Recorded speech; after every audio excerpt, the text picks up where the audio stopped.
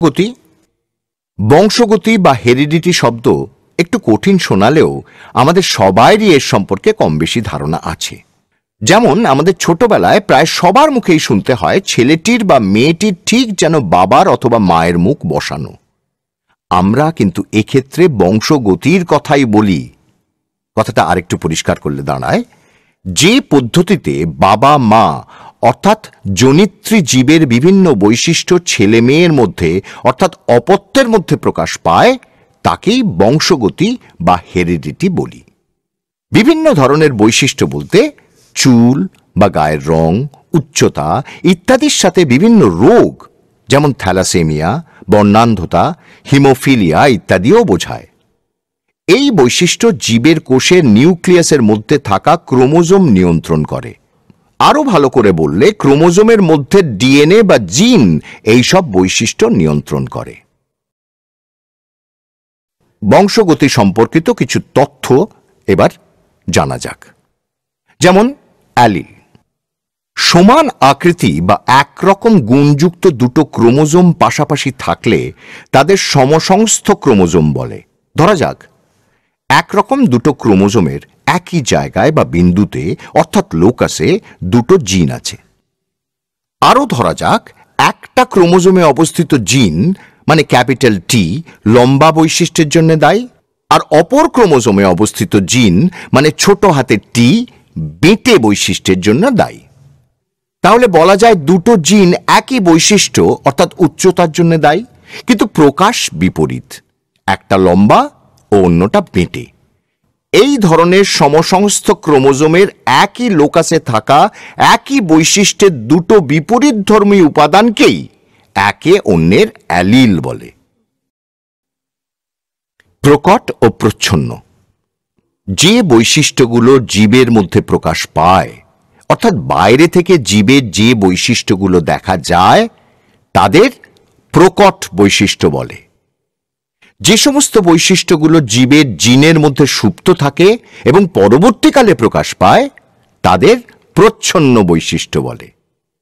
Phenotype ও genotype, জীবের বৈশিষ্ট্যগুলোর বাহ্যিক প্রকাশকে phenotype বলে। অর্থাৎ বাইরে থেকে একটা মটর গাছকে বেঁটে বা লম্বা দেখানোই হলো ফেনোটাইপ, আর সেই গাছের জিনের উপাদানের সজ্জাকে জেনোটাইপ বলে। ধরা যাক দুটো লম্বা মটর গাছ আছে, অর্থাৎ দুটোর ফেনোটাইপ হলো লম্বা। একটা লম্বা গাছের জিনের সজ্জা দেখলে দেখা গেল দুটো ক্রোমোজোমের দুটো জিনই লম্বা বৈশিষ্ট্যের অর্থাৎ ক্যাপিটাল টি ক্যাপিটাল টি, কিন্তু অপরটিকে বাইরে থেকে লম্বা লাগলেও এর জিনের সজ্জায় দেখা গেল একটি লম্বা অর্থাৎ ক্যাপিটাল টি ও অন্যটি বেঁটে অর্থাৎ স্মল টি বৈশিষ্ট্যের জিন অর্থাৎ ক্যাপিটাল টি ও স্মল টি। প্রথম ক্ষেত্রে গাছটি খাঁটি বৈশিষ্ট্যযুক্ত, দ্বিতীয় ক্ষেত্রে গাছটি সংকর বৈশিষ্ট্যযুক্ত। অর্থাৎ জেনোটাইপকে দুভাগে ভাগ করা যায়, খাঁটি এবং সংকর। প্রকরণ, পরিব্যক্তি, পুনঃসংযুক্তি ও পরিবেশের প্রভাবে পিতামাতার সব বৈশিষ্ট্য সন্তানদের দেহে হুবহু সঞ্চারিত হয় না, বরং কিছু নতুন বৈশিষ্ট্য দেখা যায়। বৈশিষ্ট্যের এই পার্থক্যকে প্রকরণ বলে। লোকাস, একটি নির্দিষ্ট ক্রোমোজোমের একটি সুনির্দিষ্ট বিশেষ বিন্দুকে জিনের লোকাস বলে। ক্রোমোজোমের দুটি জিন এ ও বি রয়েছে দুটি নির্দিষ্ট বিন্দুতে। ক্রোমোজোমের এই দুটি নির্দিষ্ট বিন্দু হল জিন এ ও বি এর লোকাস। একসংকর জনন, একই প্রজাতির দুটি জীবের একজোড়া বিপরীতধর্মী বৈশিষ্ট্য নিয়ে সংকরায়ন ঘটানোকে একসংকর জনন বলে। দ্বিসংকর জনন, একই প্রজাতির দুটি জীবের দুজোড়া বিপরীতধর্মী বৈশিষ্ট্য নিয়ে সংকরায়ন ঘটানোকে দ্বিসংকর জনন বলে। বিষম সংকর জীব, একজোড়া সমসংস্থ ক্রোমোজোমের একই লোকাসে বর্তমান জিনদ্বয় যদি বিপরীত বৈশিষ্ট্যবাহী হয় তাহলে ওই চরিত্রের জন্য দায়ী জীবকে বিষম সংকর বা হেটেরোজাইগাস বলে। সমসংকর জনন, একজোড়া সমসমস্ত ক্রোমোজোমের একই লোকাসে বর্তমান জিনদ্বয় বা অ্যালিলদ্বয় যদি একই বৈশিষ্ট্যবাহী হয় তাহলে ওই চরিত্রের জন্য দায়ী জীবকে সমসংকর বা হোমোজাইগাস বলে, বিশুদ্ধ জীব। একই প্রজাতির অন্তর্গত নির্দিষ্ট বৈশিষ্ট্যের জীবের সঙ্গে ওই একই বৈশিষ্ট্যযুক্ত অপর একটি জীবের মধ্যে বারংবার পরনিষেক ঘটালে যদি সবসময় একই বৈশিষ্ট্যযুক্ত জীব পাওয়া যায়, তখন তাকে বিশুদ্ধ জীব বলে। জনিত্রী জনু, যে নির্বাচিত দুটি জীবের মধ্যে প্রথম সংকরায়ন বা পরনিষেক ঘটানো হয় তাকে জনিত্রী জনু বা পি-জনু বলে। মেন্ডেলের সূত্র, পৃথকীভবনের সূত্র, ল অফ সেগ্রিগেশন বা প্রথম সূত্র। একজাতীয় বিপরীত বৈশিষ্ট্যের উপাদান জনিত্রী থেকে প্রথম F1 অপত্য জনুতে একত্রিত হলেও তারা কখনোই মেশে না।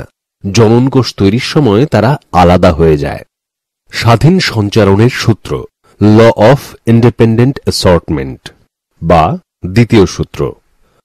জনিত্রী থেকে একটির বেশি জোড়া উপাদান অপত্যে একত্রিত হলেও জননকোষ তৈরির সময় তারা শুধু যে পরস্পর থেকে আলাদা হয় তাই নয়, প্রত্যেকটি উপাদান স্বাধীনভাবে যে কোনো বিপরীত উপাদানের সঙ্গে সম্ভাব্য সব রকমের সমন্বয়ে সঞ্চারিত হয়ে থাকে।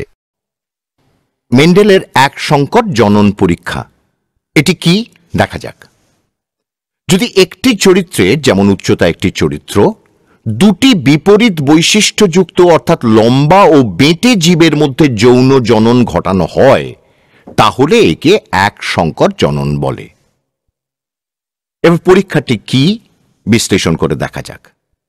ধরা যাক লম্বা বৈশিষ্ট্যের জন্য দায়ী জিন ক্যাপিটাল টি এবং বেটে বৈশিষ্ট্যের জন্য দায়ী জিন হল স্মল টি। মেন্ডেল বিশুদ্ধ লম্বা অর্থাৎ ক্যাপিটাল টি জেনোটাইপ যুক্ত একটা মটর গাছের সাথে বিশুদ্ধ বেটে অর্থাৎ স্মল টি জেনোটাইপ যুক্ত একটা মটর গাছের মধ্যে এক সংকর জনন ঘটান। দেখা যায় প্রথম অপত্য জনু বা F1 জনুতে সব গাছই লম্বা দেখতে। এখন প্রশ্ন আসে, তাহলে বেঁটে বৈশিষ্ট্যটি কোথায় গেল? এর উত্তর পাওয়া যায় যখন F1 জনুর দুটো লম্বা গাছের মধ্যে স্বপরাগ যোগ ঘটানো হয়। এক্ষেত্রে দেখা যায় যে 75% লম্বা গাছ এবং 25% বেঁটে মটর গাছ জন্মাচ্ছে। অর্থাৎ এদের ফেনোটাইপিক অনুপাত কি দাঁড়াবে? লম্বা ইস টু বেঁটে ইজ ইকুয়াল টু 3:1 এবং জেনোটাইপিক অনুপাত দেখা দেবে 1 বিশুদ্ধ লম্বা ইস টু 2 সংকর লম্বা ইস টু 1 বিশুদ্ধ বেঁটে। অর্থাৎ capital T is to capital T is to small T is equal to 1:2:1। যদি চেকার বোর্ড করা হয় তাহলে দেখা যাবে কি? তাহলে দেখা যাবে বিশুদ্ধ লম্বা গাছের জিনযুক্ত গাছের থেকে পাওয়া এক ধরনের গ্যামেটের মধ্যে একটা লম্বা জিন মানে ক্যাপিটাল টি আসে। একইভাবে বিশুদ্ধ বেঁটে গাছের থেকে যে গ্যামেট হয় তারা সবাই এক ধরনের, অর্থাৎ সেখানেও একটা স্মল টি আসে। F1 জনুতে এরা একসাথে হয় এবং জেনোটাইপ হয় ক্যাপিটাল টি স্মল টি, যেহেতু ক্যাপিটাল টি জিন প্রকট, তাই এটা বেঁটে বৈশিষ্ট্যকে চাপা দিয়ে দেয়, ফলে সব গাছই বাইরে থেকে দেখে লম্বা বলে মনে হয়। এবার দুটো capital T small tea genotype যুক্ত গাছের মধ্যে যদি জনন ঘটানো হয় তাহলে প্রত্যেকের ক্ষেত্রে দু ধরনের গ্যামেট পাওয়া যায়, প্রকট ক্যাপিটাল টি ও অপরটি স্মল টি জিন যুক্ত। তাহলে এরা মিলিত হয়ে জাইগোট তৈরি করবে তিন ধরনের, একটি ক্যাপিটাল টি, দুটি ক্যাপিটাল টি স্মল টি ও একটি স্মল টি। মেন্ডেল এই পরীক্ষা থেকে সিদ্ধান্ত নিয়েছিলেন যে প্রথম অপত্য জনুতে সব সময় প্রকট বৈশিষ্ট্যটি প্রকাশ পাবে, কিন্তু প্রচ্ছন্ন মানে এখানে বেঁটে বৈশিষ্ট্যটি হারিয়ে যাবে না, দ্বিতীয় জনুতে তা প্রকাশ পাবে। একেই সূত্রাকারে মেন্ডেল বলেছিলেন পৃথকীভবনের যুক্ত মটর গাছ এবং বিশুদ্ধ কুঞ্চিত সবুজ বীজযুক্ত আরেকটি মটর গাছ নির্বাচন করেছিলেন। গোল হলুদ প্রকট এবং কুঞ্চিত সবুজ প্রচ্ছন্ন বৈশিষ্ট্য। এই দুটি জনিত্রী বা পি জনুর গাছের মধ্যে কৃত্রিম ইতর পরাগযোগ ঘটালেন। পরনিষেকের পর F1 জনুতে উৎপন্ন বীজগুলি হল গোল হলুদ। মেন্ডেল F1 জনুর বীজগুলিকে অঙ্কুরিত করে প্রাপ্ত গাছের মধ্যে স্বপরাগযোগ ঘটান। স্বনিষেকের ফলে F2 জনুতে 9টি গোল হলুদ, 3টি কুঞ্চিত হলুদ, 3টি গোল সবুজ ও একটি কুঞ্চিত সবুজ বীজ উৎপন্ন হয়। দ্বিসংকর জননে F2 জনুতে ফিনোটাইপ অনুপাত 9:3:3:1। এরকম 4টি ফিনোটাইপের জিনোটাইপ অনুপাত অত্যন্ত জটিল। জিনোটাইপ অনুপাত নিম্নরূপ: গোল হলুদ 1:2:2:4, গোল সবুজ 1:2, কুঞ্চিত হলুদ 1:2, কুঞ্চিত সবুজ 1। এইরকম জিনোটাইপ পাওয়া সম্ভব হয়েছে তার মূল কারণ হল প্রতিটি বৈশিষ্ট্যের জন্য দায়ী জিন পৃথকীকৃত হয়েছে বলে। দ্বিসংকর জননে F2 জনুতে জিনোটাইপ অনুপাত 1:2:1:1:2:1:2:1। জনিত্রীর ভিন্নধর্মী গ্যামেটদ্বয় RY ও ry ইতরনিষেকের ফলে F1 জনুতে সংকর বীজ Ry উৎপন্ন হয়। এই বীজে y অ্যালিলের Y বা হলুদ জিনটি প্রকট এবং y বা সবুজ জিনটি প্রচ্ছন্ন। আবার r অ্যালিলের R গোল জিনটি প্রকট এবং r বা কুঞ্চিত জিনটি প্রচ্ছন্ন। এই জন্য বীজটি গোল হলুদ। F1 জনুর উদ্ভিদে 4 রকমের জিন বর্তমান: R, Y, y। মিওসিস কোষ বিভাজনের সময় এই 4টি জিন নানাভাবে একত্রিত হয়ে RY, ry, y উৎপন্ন করে।